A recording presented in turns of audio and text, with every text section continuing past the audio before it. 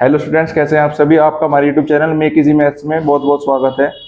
आज से हम अपने यूट्यूब चैनल पर स्टार्ट कर रहे हैं क्लास 10th का मैथमेटिक्स का कोर्स। चाहे आप सीबीएसई बोर्ड से हैं, चाहे आप यूपी बोर्ड से हैं, तो आज से हमारी इस यूट्यूब चैनल पर कोर्स स्टार्ट हो रहा है क्लास 10th का। लो स्टार्ट करो। सबसे पहले एक बार देख लो कि कितने टोटल चैप्टर है इसमें, और सबको एक बार ग्रुपिंग कर दी, जैसे कल सेक्शन वाइज चैप्टर को डिवाइड करा था। अब जहां से नॉर्मल स्टार्ट होगी, अब तुम कुछ भी पूछ सको, ठीक है भाई। चलो, अब जैसे मैंने कल कितने सेक्शन बनवाए थे, 5 बनवाए थे ना। अब बोल लो एक बार सारे। सेक्शन ए में पोलिनोमियल और linear equation in 2 variable,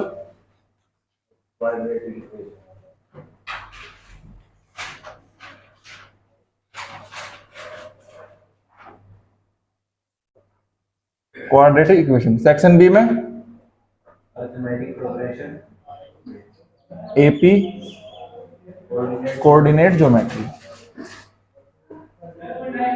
section C में ट्रिग्नोमेट्री,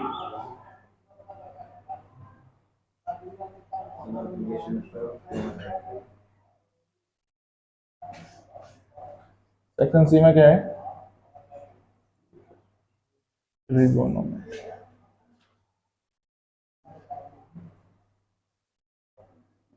एप्लीकेशन ऑफ ट्रिग्नोमेट्री। इसके बाद है सेक्शन डी, सर्किल और एरिया ऑफ सर्किल, और फिर थर्ड है सरफेस एरिया।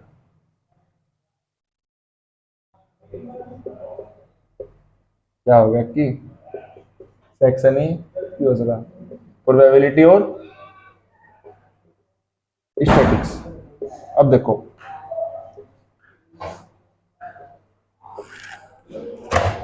तीन और 2 5 और 2 7, 7 और 3 10, 10 और 2, टोटल कितने चैप्टर है 10th क्लास में? 12 चैप्टर। 12 चैप्टर कितने सेक्शन में डिवाइड कर दिए? 5 सेक्शन में। कोर्स कहां से स्टार्ट होगा? सेक्शन ए से, उसके बाद section B, section C, section D और सेक्शन ई। जो सेक्शन ए सारा किसका है? एक तरीके से अलजेब्रा का। अलजेब्रा का मतलब जिसमें सारी किसकी वैल्यू आऊंगी? एक्स वाई वाले क्वेश्चन होंगे। एक चैप्टर हो रहा है रियल नंबर, कोई दिक्कत, ठीक है भाई। तो सेक्शन ए में क्या होगा? ज्यादातर अलजेब्रा, मतलब जिसमें सब सारी किसकी वैल्यू आऊंगी? एक्स वाई वाले क्वेश्चन होंगे ज्यादातर। उसके बाद कौन सा बचा? एपी और कोऑर्डिनेट। ट्रायंगल, क्या करवा रहे भाई, ट्रायंगल और तो कुछ नहीं ना, कोई दिक्कत नहीं। तो कितने चैप्टर हो गए? 3 और 2 5, 2 7, 3 10 और 4 14 चैप्टर हो गए 10th क्लास में। पूरे 5 सेक्शन में क्या होंगे? डिवाइड हो गए। सेक्शन ए में अलजेब्रा हो गया। वैसे सेक्शन बी भी अलजेब्रा का ही है, लेकिन थोड़ा सा अलग कर दे, वरना एक ही सेक्शन में क्या कितने चैप्टर होते हैं? 5 चैप्टर हो जाते हैं। सेक्शन सी में आपकी पूरी क्या आ गई? ट्रिग्नोमेट्री। सेक्शन डी में क्या आ गया? 2 चैप्टर ज्योमेट्री के आगे और 2 चैप्टर एरिया के आगे। और सेक्शन ई बिल्कुल अलग है, प्रोबेबिलिटी, स्टैटिक्स और रियल नंबर। कोई दिक्कत तो नहीं। जो पूरा सिलेबस है, कम से कम जहां तक है मेरा, कम से कम 5 महीने में आपका कोर्स पूरा होगा। आज से लेकर, आज तारीख क्या है? 3 अप्रैल। 3 अप्रैल से 5 महीने देख लो, अप्रैल मई जून जुलाई अगस्त, मतलब पूरे अगस्त तक, अगस्त के एंड तक हमारा सिलेबस कंप्लीट हो जाना चाहिए। एनसीईआरटी के सारे क्वेश्चन, सारे एग्जाम्पल, और उसके पहले सारे कौन से, ठीक है भाई। करे स्टार्ट, पॉलिनोमियल से स्टार्ट करो। चलो, जो डाउट होगा तुरंत पूछ लियो, ठीक है भाई। ठीक है।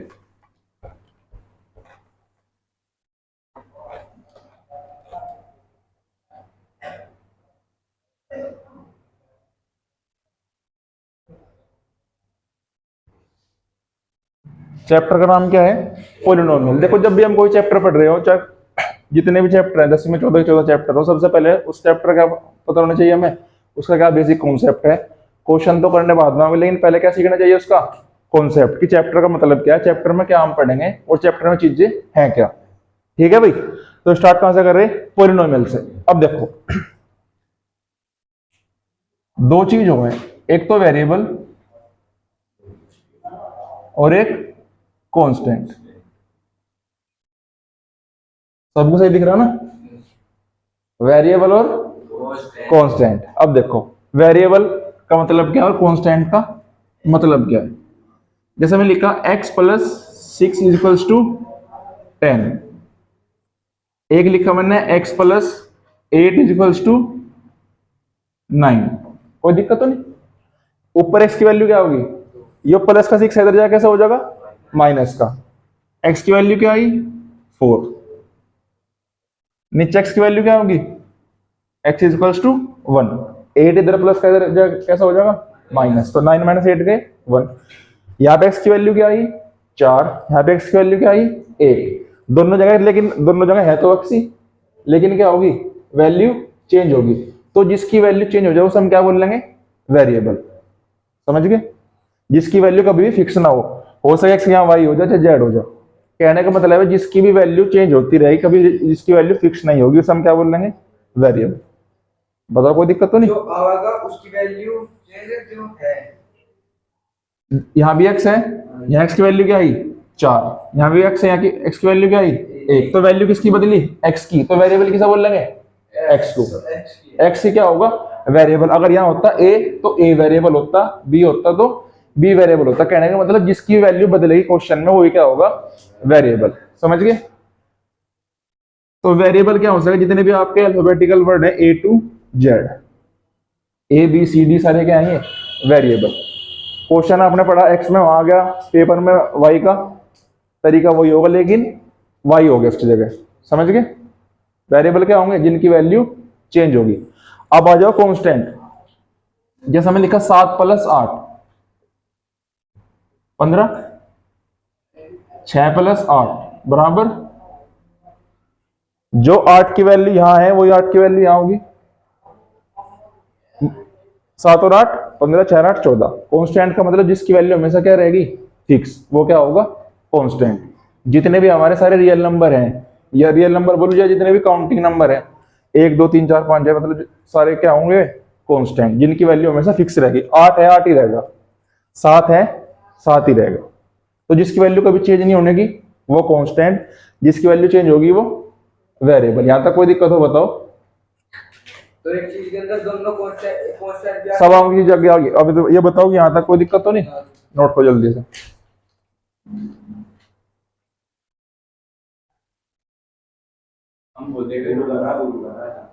ये वीडियो फिर बंद हो गई। अरे नहीं, देख टाइमर घटा लग रहा ऊपर से।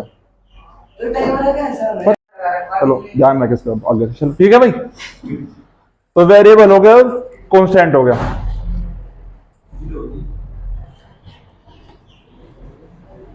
अब देखो चीज देखो,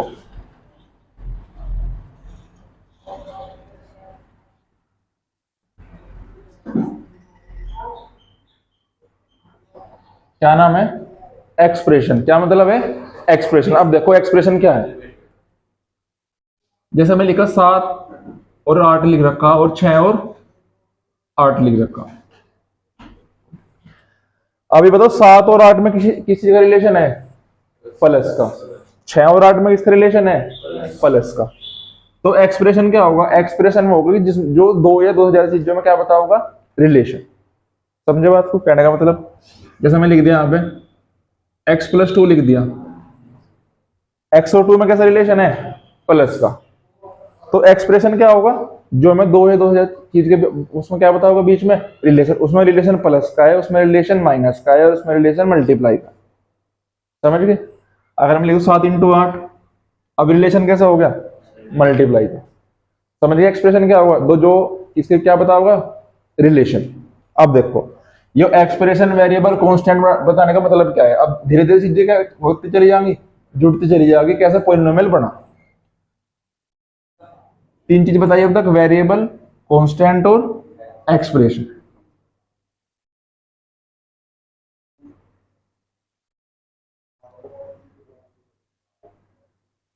अब क्या नाम है? Algebraic expression. दोनों कैसे हैं? कांस्टेंट। कैसे हैं? कांस्टेंट का मतलब जो इसकी वैल्यू हमेशा सेम रहेगी, कोई दिक्कत नहीं। अलजेब्रिक एक्सप्रेशन कौन सा होगा? जिसमें एक्स अलजेब्रिक एक्सप्रेशन होगा जिसमें कांस्टेंट भी होंगे और वेरिएबल भी, जैसे मतलब x+2, x+2, समझ गए। अलजेब्रा का मतलब क्या हो, x और y, तो अलजेब्रिक एक्सप्रेशन का मतलब क्या होगा, जिसमें वेरिएबल भी होंगे और कांस्टेंट भी होंगे। कोई दिक्कत तो नहीं। कांस्टेंट भी होंगे और वेरिएबल, कांस्टेंट होगा 2, वेरिएबल होगा क्या x, तो इसे हम क्या बोल लेंगे, अलजेब्रिक एक्सप्रेशन। और इसी अलजेब्रिक एक्सप्रेशन को क्या नाम दे दिया, पॉलिनोमियल।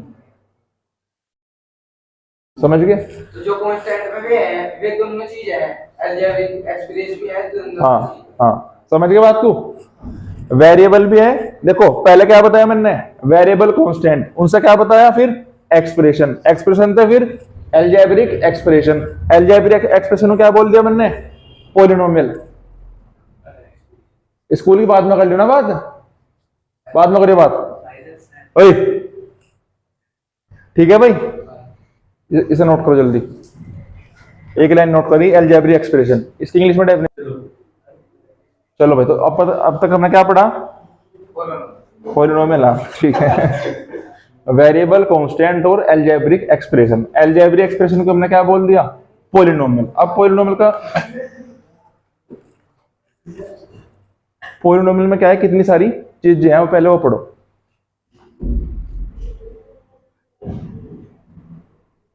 पहली है डिग्री, ये टॉपिक नोट कर दो चलो साथ साथ मेरे। Degree of the polynomial, term, coefficient.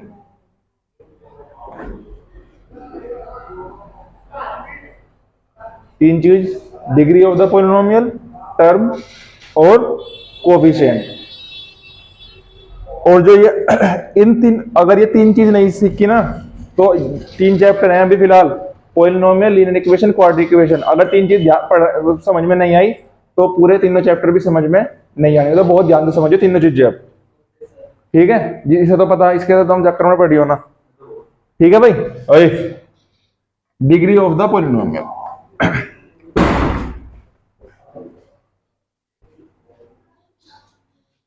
X, क्या लिखा फिलहाल अभी हो, एक्स। इसकी पावर क्या है फिलहाल अभी, जिसके ऊपर कोई पावर नहीं लिखी होती उसकी पावर कितनी हो, 1, तो इसकी पावर कितनी है, 1। एक्स क्या है इसमें, बेस, और एक क्या है, पावर या एक्सपोनेंट।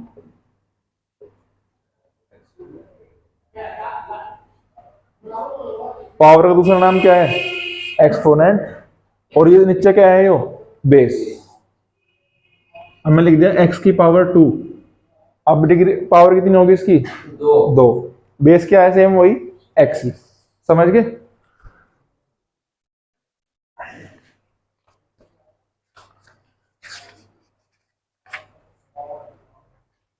चलो, बेस और ऊपर ये क्या होगी, पावर। अब देखो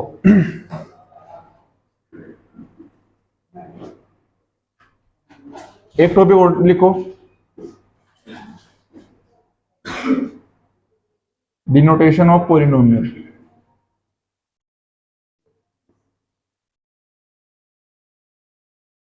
बहुत ध्यान से पढ़ने चाहिए टॉपिक, ये तीनों चैप्टर में ये यूज होंगे। अगर ये समझ में नहीं आया तो तीनों चैप्टर में ध्यान में आने। क्या टॉपिक है, डिनोटेशन ऑफ पॉलिनोमियल। इसका मतलब क्या है कि पॉलिनोमियल को डिनोट करना।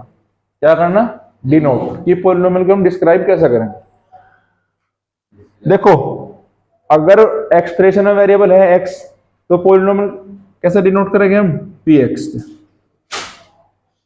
क्या कर रहा थी हो, कॉपी कहां थी आज की,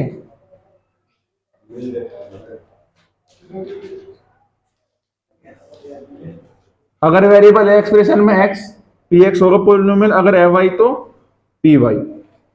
सिर्फ दो ही वेरिएबल आपके, मतलब दो तरीके से पॉलिनोमियल होगा आपके क्लास उसमें सिलेबस में, px या py। px का मतलब क्या है कि वेरिएबल क्या है इसमें पॉलिनोमियल में x, py का मतलब क्या है आपके वेरिएबल में पॉलिनोमियल कौन सा, वो आपके पॉलिनोमियल वेरिएबल कौन सा है? y। समझ गए? अब देखो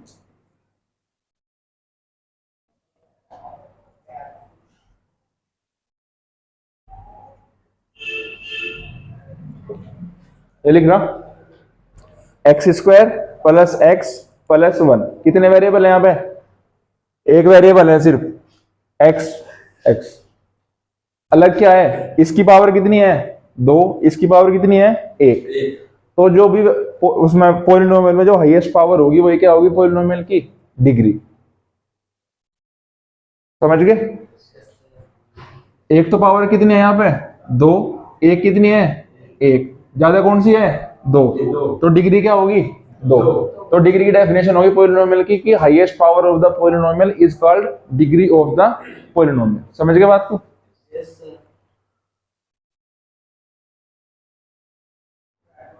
ध्यान रखियो। तो डिग्री क्या होगी भाई किसी पॉलिनोमियल की? एक होल नंबर। कभी भी क्या नहीं हो सकती? निगेटिव नहीं होने की, कभी अंडर रूट में नहीं होने की, और कभी अपॉन में नहीं होना। स्क्वायर तो होगी यार, कैसी बात कर दी। ठीक है भाई, जल्दी से नोट करो।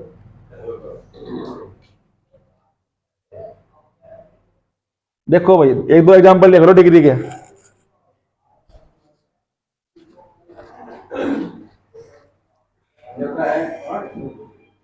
देखो भाई 2y² माइनस 3y प्लस 4।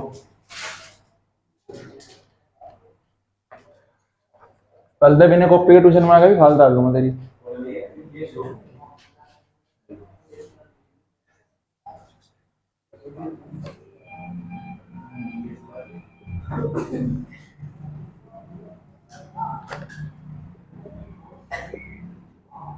बताओ भाई, जो पहला पॉलिनोमियल है इसमें वेरिएबल कौन सा है?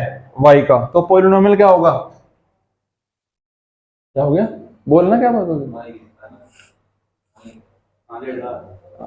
ठीक है, देखो इसमें वेरिएबल क्या है? y। तो ये पॉलिनोमियल कैसे डिनोट करेंगे? इसे p y से। ध्यान रखो जब वीडियो को तुम बैठे सामने, इसे कैसे बोल लेंगे हम? px। समझ गए इस बात को? तो भाई इस वेरिएबल इस पॉलिनोमियल में y है तो इसे क्या बोल दिया? py। इसमें x है तो इसे क्या बोल दिया मैंने? px। इसकी डिग्री क्या है बताओ? 2। क्योंकि एक तो एक पावर कितनी है? 2। एक पावर कितनी है? 1। ज्यादा कौन सी है? 2। 0 कहाँ है? 1 है पावर उसकी। इसमें कितनी पावर है हाईएस्ट? 3। इसकी डिग्री कितनी होगी भाई? 3। इसकी डिग्री कितनी होगी? 2। समझ गए? जल्दी नोट कर लो इसे। देखो भाई सेकंड टॉपिक क्या लिखवाया था मैंने इसका? अकी टर्म। क्या लिखवाया था भाई मैंने? टर्म।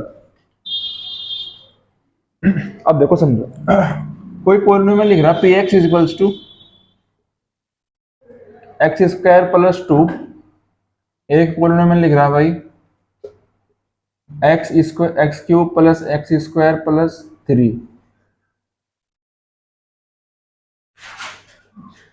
कर क्या रहे तुम? अक्की क्या आए हो?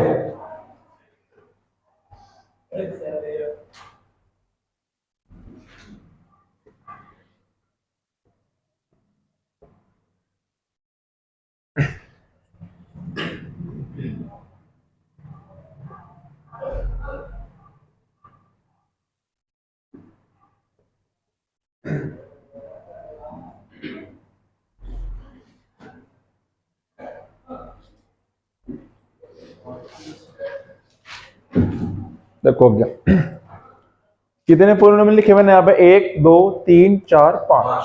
कितने पॉलिनोमियल लिखे? 5। समझना क्या है मुझे? टर्म। अब देखो लिखना बंद।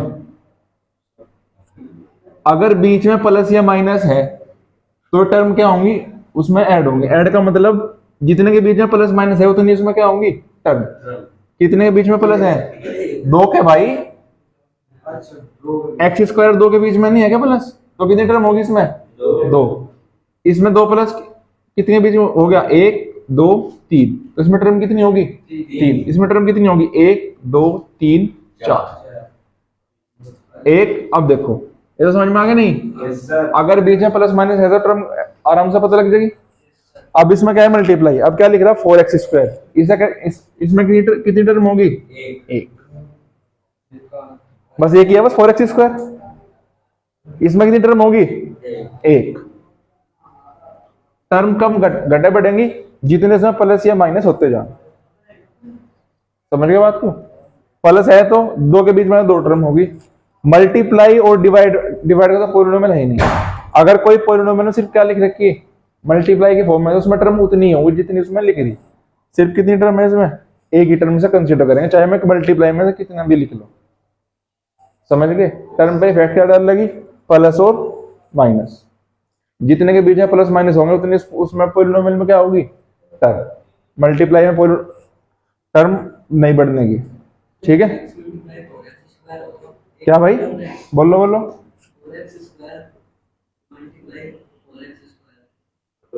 ये वही तीनों जगह 16 x⁴ एक ही टर्म रहेगी। बस प्लस या माइनस होगी, टर्म उसमें ऐड होती है। मल्टीप्लाई में टर्म मतलब वैल्यूज में तो थी, हमने एक को कराना थी। एक आना है, मल्टीप्लाई नहीं होगी भाई। तो क्यों करी मल्टीप्लाई? ये बीच में मल्टीप्लाई है, असल तो में प्लस माइनस प्लस नहीं हो सकता भाई ना। क्या बात कर रहा? प्लस कैसे हो जाएंगे? क्यों? x² में 2 जोड़ देगा तू। तो x² देखो दूसरे वाला है x की हाँ। पावर 3 और x की पावर 2 तो पावर नहीं, जोड़ने के नहीं, ये जोड़ते नहीं भाई। ये बेसिक बताना पड़ेगा। अब देखो तो ये सवाल भी काटना पड़ेगा मेरे में। सुबह जाओ, देखो वहां बैठ रहा हमसे प्लस या माइनस दक्ष आराम से। बस अरे चुप हो। अगर डिग्री सेम है तो वे तभी ऐड या माइनस हो गए। क्या सेम है? डिग्री। इसकी डिग्री कितनी है? 3। इसकी डिग्री कितनी है? 2। जुड़ने की नहीं। अगर x² प्लस x² है तो कितने हो जाएंगे जुड़ गए? 2x²। अगर x³ प्लस x है, इसकी डिग्री कितनी होगी? 3। इसकी डिग्री कितनी होगी? 1। जुड़ने के ना जुड़ने के ना घटने के, मल्टीप्लाई हो जाएगी। डिग्री कितनी हो? क्यों? जब अगर डिग्री बराबर होगी तभी ऐड या माइनस होंगे। समझ गए बात को? माइनस भी हो सके और मल्टीप्लाई तो हर कंडीशन में। हाँ, जो भी साइन है आपके एक्सप्रेशन है प्लस का है। वीडियो चली नहीं चल रही? प्लस है माइनस है, ध्यान रखना उसका। समझ गए? अगर डिग्री सेम है तो जुड़ेंगे भी घटेंगे भी। मल्टीप्लाई तो हर केस में होगी। जैसे मल्टीप्लाई यहाँ भी कर दी तो इसकी पावर यहाँ 7 भी होती, मल्टीप्लाई जब भी होती। किसमें? किसमें? 4 चौक 16। एक्स की पावर कितनी है यहाँ? 2। एक्स की पावर कितनी है? 7। एक्स की पावर 2 इंटू एक्स की पावर 7। एक और देखो, अगर बेस सेम है, क्या है? बेस तो दोनों का एक्स ही है ना, तो डिग्री क्या हो जाएगी? ऐड। एक्स की पावर कितनी हो जाएगी? 9। 7 और 2 9। तो आंसर क्या आता? 16x² 9। भाई 4 की मल्टीप्लाई 4 में होगी, x² की मल्टीप्लाई x की पावर 7 में होगी। समझ गए? कोई डाउट तो नहीं? अब डाउट रहने का नहीं।